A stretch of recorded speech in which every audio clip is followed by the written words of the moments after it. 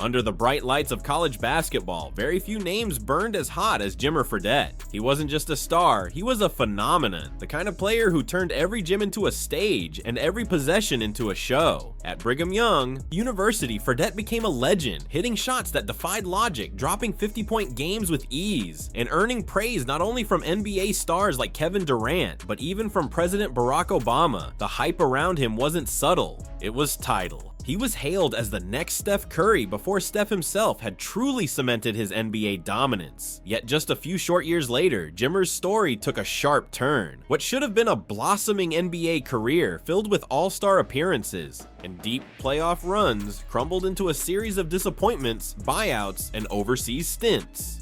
The question that lingers, the one that has followed Fredette for over a decade, is simple. What really happened? How did one of college basketball's most iconic scorers go from unstoppable to almost forgotten? To understand that rise and fall, you have to go back to the beginning, back to Glens Falls, New York in the 1990s. James Taft Fredette, better known by the nickname his mother gave him at birth, Jimmer, was the youngest of 3 siblings. His eldest brother TJ had once dreamed of making it to the NBA himself, but as his own aspirations faded, he turned his energy toward his baby brother. When Jimmer was just 7 years old, TJ had him sign a makeshift contract promising he would do whatever it took to chase the dream that had slipped away from his older sibling. But this wasn't just a symbolic pact. TJ pushed Jimmer with a relentless intensity. He didn't just train him in backyards and gyms. He found creative and sometimes shocking ways to toughen him up. One of those ways was through games against inmates at the local correctional facility, where teenage Jimmer learned to battle against stronger, older men in an environment that was hostile from the opening tip. If you could score in a prison gym surrounded by hecklers who wanted to see you fail, you could score anywhere. That combination of unique preparation, obsessive work ethic, and family support carried Jimmer through high school, where he racked up over 2,000 career points and averaged nearly 32 a game his senior year.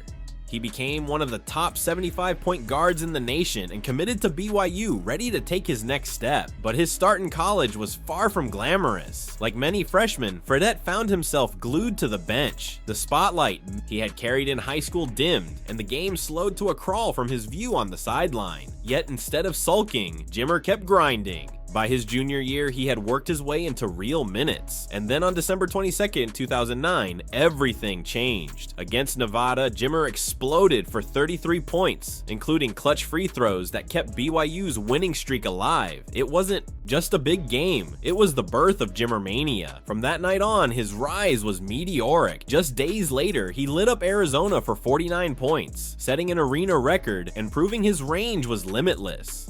He wasn't just scoring, he was captivating. His senior season became the stuff of legend, filled with jaw-dropping nights against top-tier opponents. His duel with Kawhi Leonard's undefeated San Diego State team remains one of the defining moments of that college season. Fredette dropped 43 points and handed the Aztecs their first loss. Every night seemed to push his legend higher. 52 points against New Mexico, National Player of the Year honors, comparisons to Curry and JJ Redick, the president himself calling him the best scorer in the nation. Jimmer Mania was no longer just a BYU thing, it was a national craze. But when the NBA came calling, reality didn't match the hype.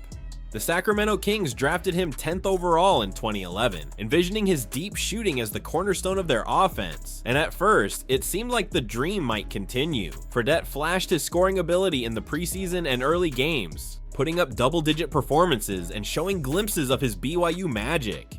But the NBA was different. Defenses were faster, stronger, and more disciplined. Coaches were less forgiving, and Sacramento was a dysfunctional franchise, shuffling through coaches and struggling to build an identity. Fredette quickly found himself caught in a storm. Keith Smart, the new coach, preferred Tyreke Evans and rookie Isaiah Thomas. Jimmer's minutes dwindled. Worse, when he did get on the court, his defensive weaknesses were glaring. At 6'2", he was undersized for a shooting guard, yet lacked the speed to contain NBA-level point guards. On offense, instead of adjusting his game to fit a secondary role, he often tried to recreate his BYU heroics. Long dribbles, isolation pull-ups, contested deep threes. It was exciting when it worked, but inefficient when it didn't. This is where the comparison to JJ Redick's becomes so important. Redick had also been a college scoring machine, drafted into the NBA with questions about how his game would translate. His early struggles mirrored Jimmer's, but instead of fighting for the ball, Redick reinvented himself. He became a master of off-ball movement, a relentless worker who thrived as a sharpshooter within an offense rather than the centerpiece of it. That humility and adaptability extended Redick's career into a 15-year run with over $100 million earned. Jimmer, on the other hand, resisted. He wanted to be the star. He wanted the offense to run through him as it had at BYU. But the NBA doesn't wait for players to bend reality to their will. It demands adaptation, and Jimmer wasn't ready to change. After Sacramento, his journey became a carousel of short stints and disappointments. Chicago, New Orleans, a camp invite with the Spurs, each time offering a sliver of hope, each time ending with the same result. He wasn't carving out a role, he was chasing an old version of himself. Even when New Orleans desperately needed guards after injuries, Jimmer couldn't capitalize. His shooting percentages plummeted, his confidence wavered, and his reputation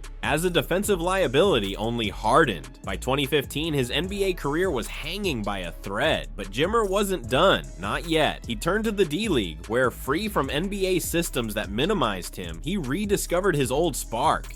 With the Westchester Knicks, he dropped 37 points in his debut and went on to win the All-Star MVP. For a moment, it felt like Jimmermania had returned. He even earned a brief call-up with the New York Knicks, but the NBA wasn't willing to bet on him anymore, so he looked overseas. In China, he became a superstar once again, dropping 70 points multiple times and earning the nickname the Lonely Master. It was a reminder of what he could do when the ball was in his hands and the offense was built for him.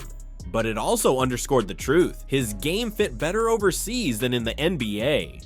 Later, Fredette would have a short return with the Phoenix Suns, and for a brief stretch, he looked like he might have finally adapted, playing off the ball, hitting, catch and shoot threes, moving within the flow of the offense. He seemed ready to reinvent himself at last, but by then it was too late. Teams had moved on. His NBA story had already been written. The final chapters of his career took him to Europe, and then fittingly to a new variation of the sport, 3x3 basketball. Representing Team USA, Fredette once again found joy in the game, his quick release, and scoring instincts perfectly suited for the half-court fast-paced style. He would retire in 2025, not as the NBA superstar many had once envisioned, but as a man who carved out a unique basketball journey, one filled with dazzling highs and humbling lows. Jimmer Fredette's story is one of talent, ego, adaptation, or the lack of it. He had the shooting touch to last in the league for a decade, but his refusal to shift into a different role ultimately cut his career short. It's a cautionary tale about what it means to succeed at the highest level. Sometimes it isn't just about talent. It's about knowing when to evolve, when to sacrifice, and when to accept that the game demands something different from you. Jimmer's legacy remains complicated, a college legend, an overseas superstar, but an NBA flameout. The man once dubbed the next Steph Curry never became that. Instead, he became something else, an unforgettable reminder of how thin the line is between stardom and irrelevance. So what do you think? If Jimmer had followed JJ Redick's path and embraced an off-ball role earlier, could he still be in the league today?